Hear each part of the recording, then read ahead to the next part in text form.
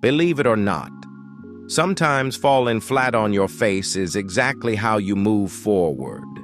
And what if failing isn't the end, but actually the beginning of you winning? Let's dive in. You know, if I had $1 for every time I failed, I'd probably have enough money to buy one of those fancy espresso machines and still mess up using it. Failure is one of those things we love to hate, right? We're taught to fear it, avoid it, hide it under the rug like a bad haircut. But what if I told you, and stay with me here, what if failing actually means you're doing it right when it comes to self-improvement? Failure isn't the opposite of success.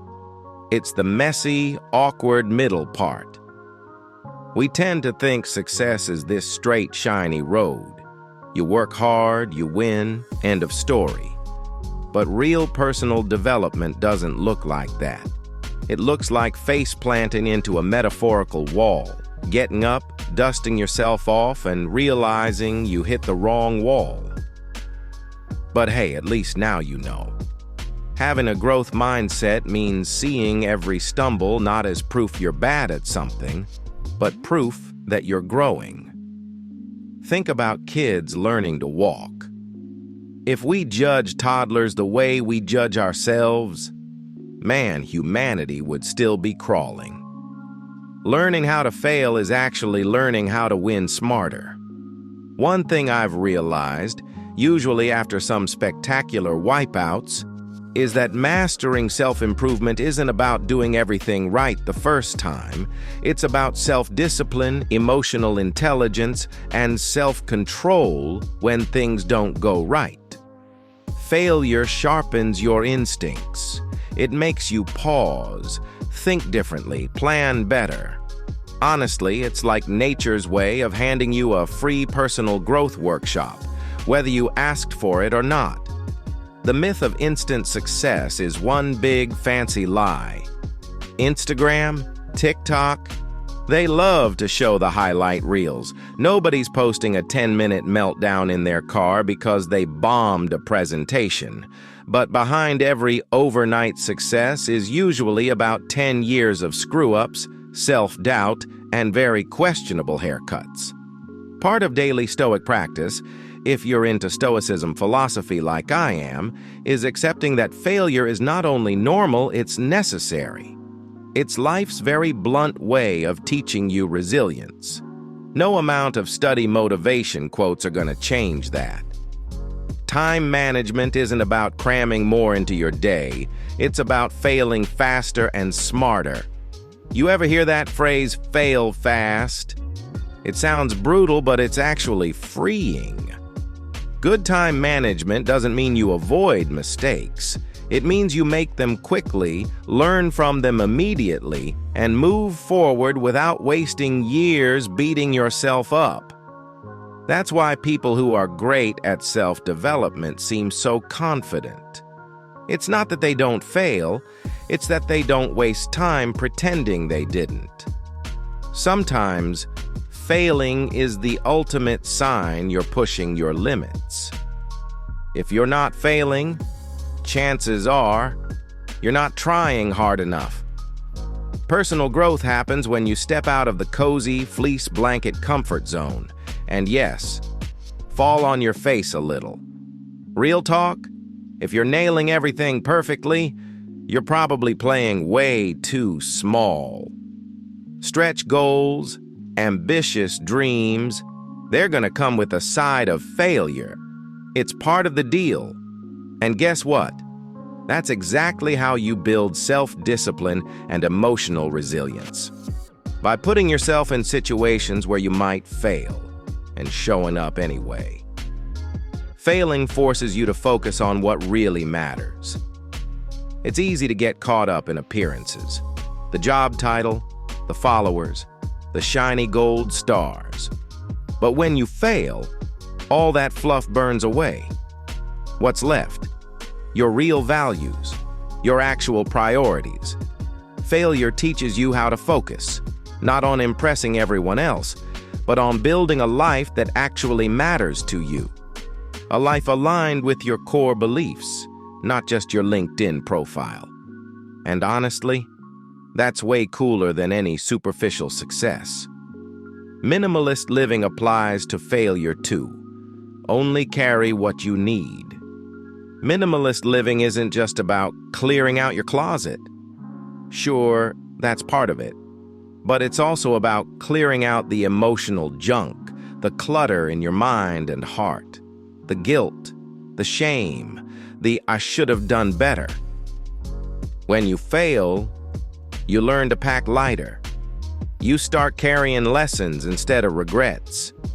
You begin to realize that every mistake is just a piece of wisdom, not a badge of shame. Failure isn't something to hold on to like a heavy backpack full of useless stuff.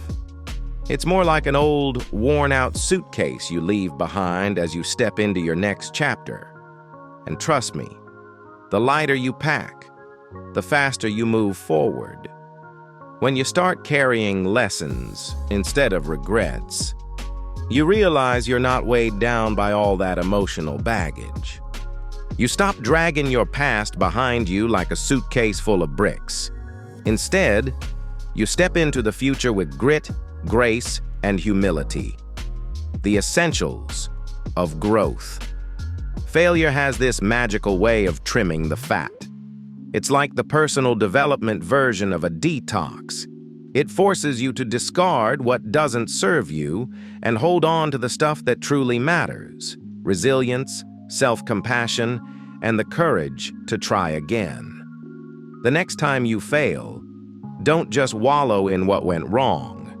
Ask yourself, what do I need to let go of so I can make room for the lessons that'll carry me forward?